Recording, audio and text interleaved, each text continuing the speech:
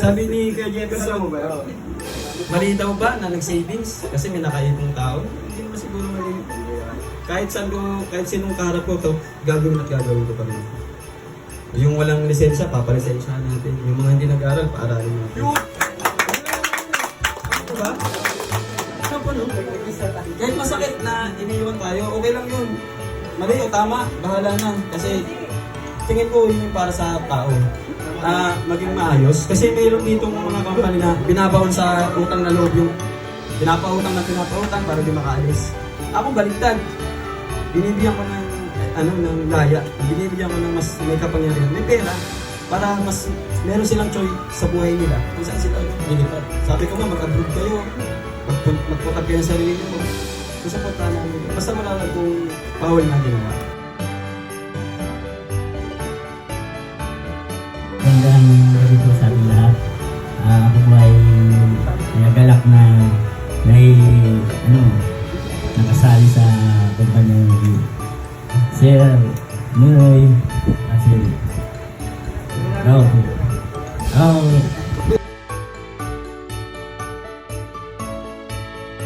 Gabi po sa lahat. Merry Christmas po sa ating lahat. Pagpulasan nyo natin ulit ang lahat. Kasi Romel sa Binorio. Bale, naging matagal na rin. Yun, parang natin sa Manila. Alis mag-aabot taon na rin ako dito. Mga para si Balbandibad. Balbandibad, for sure. Yan. Ay, mali! Ay, matagal na yung patay. Oo, nga pala, taga na. Best friend na sila. Yan, wala. Tsaka si Lola yan, bumata na sila. Saan nakatira? Malayo ko eh. Ako pala si Francis Joseph Lucas. Mensahe ko lang para sa lahat, maging matatag at maging faithful tayo sa kumpanya. Ako po si Kenneth. Bali, almost 3 years naman na ako nandito. Binigyan ako ng boss nun ng opportunity na maging magbenta. So, freelance sales.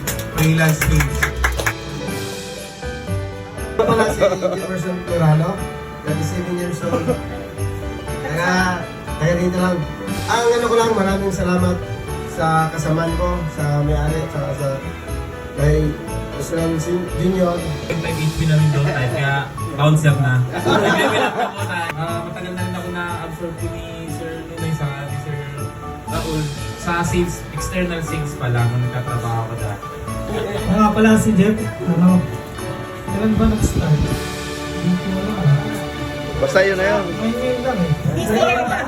Kanina lang eh. Ako pala magiging roving coordinator itong January. Starting next year. Mag-video, baka kasi mag-improve pa yung pag-edit. Ako nga pala si Regine Corralo. Position ko is driver, installer. Kahit ano ba? Pwede ako. Sa ngayon na katayuan ko is, masasabi ko na lang po, nagpapasalamat ko talaga sa Panginoon. Yung dalawang araw ko natin sa buhay. Ginagawa ko.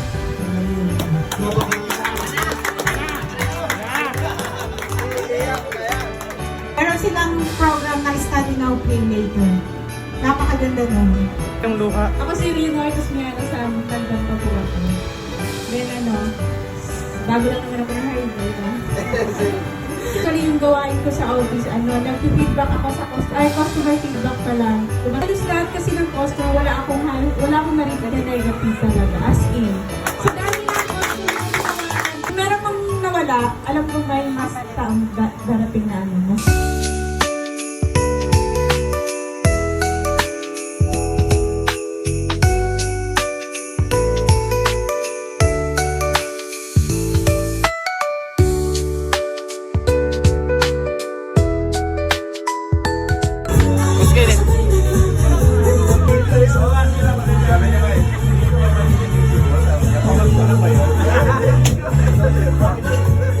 Magbabato ba topic na kayo?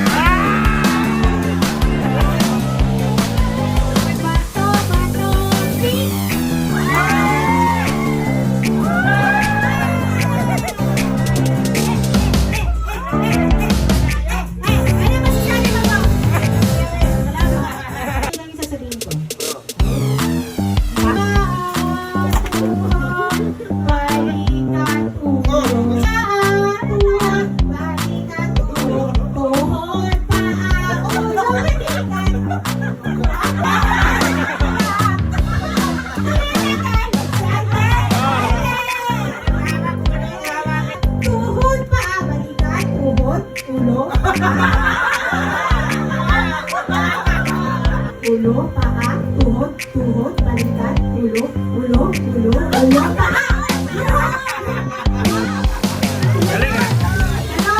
Tuhod, paa. Balikat, tuhod, paa, ulo, ulo, ulo, balikat, balikat, tuhod, paa, paa, paa. Si Margaret, ang ating demanding winner. Yay! Ulo, paa, paa, tuhod, balikat, ulo,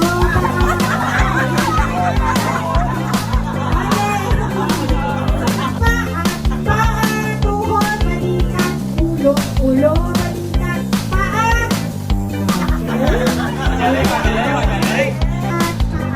Paa, balikat, paa, balikat.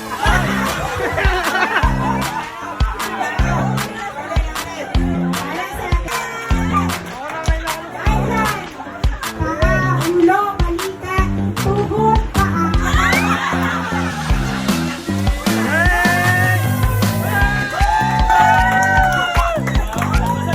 Ano masasabi mo?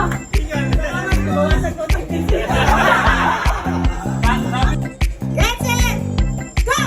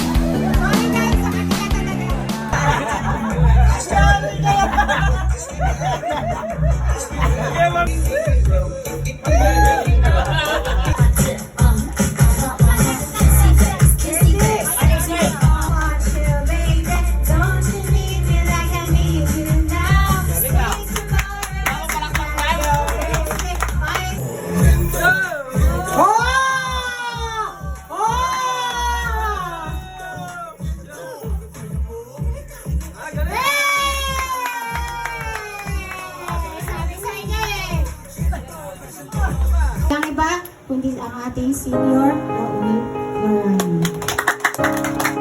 Ang mensahe ng Panginoon sa Pasko na ito, ihayag natin ang salita ng Diyos na papanahon man o hindi. Kasi ito yung tunay na diwa ng Pasko. Dahil kung hindi sa ating Panginoon Isus, ay lahat tayo ay mapupunta sa dagat-dagatan na po. Salamat sa Panginoon kung bakit sinisilibra natin yung Pasko dahil sa mayroong isang nagkatawang tao para tubusin ang ating mga kasalanan.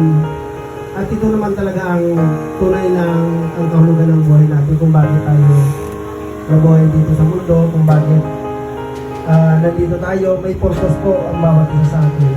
Sako tayo sa Diyos at sundin natin ang kanyang mga utos sapagkat ito ang buong katungkulan ng tao.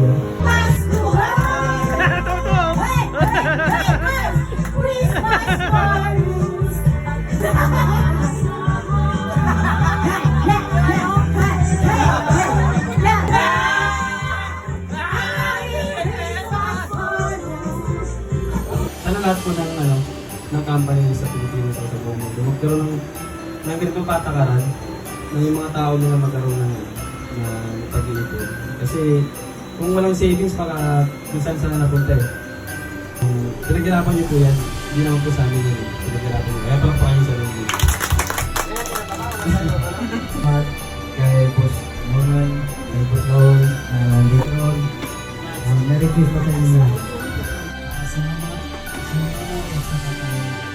Boss, ano kasi salamat ka po sa makasama natin. Kaya Raul, tsaka kay Boss Monan.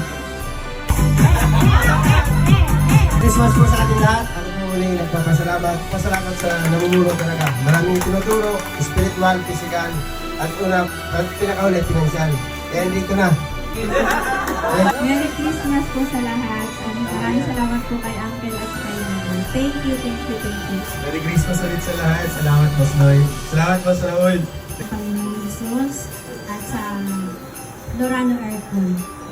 Pasalamat po ako kay Daddy Lambio sa Master. Kay Uncle, tapos kay Noy. Salamat ako kay Lord nagmamanage sa atin, kay Boss Noy, kay Uncle Raul. Unang-una salamat po sa Diyos at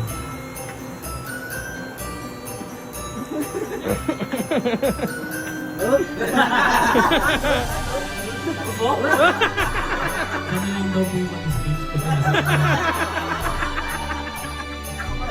salamat po sa mga namumuno kay Sir Raul Sr. sa Junior. Maraming salamat sa kumpanya na ito na kumuktok sa akin.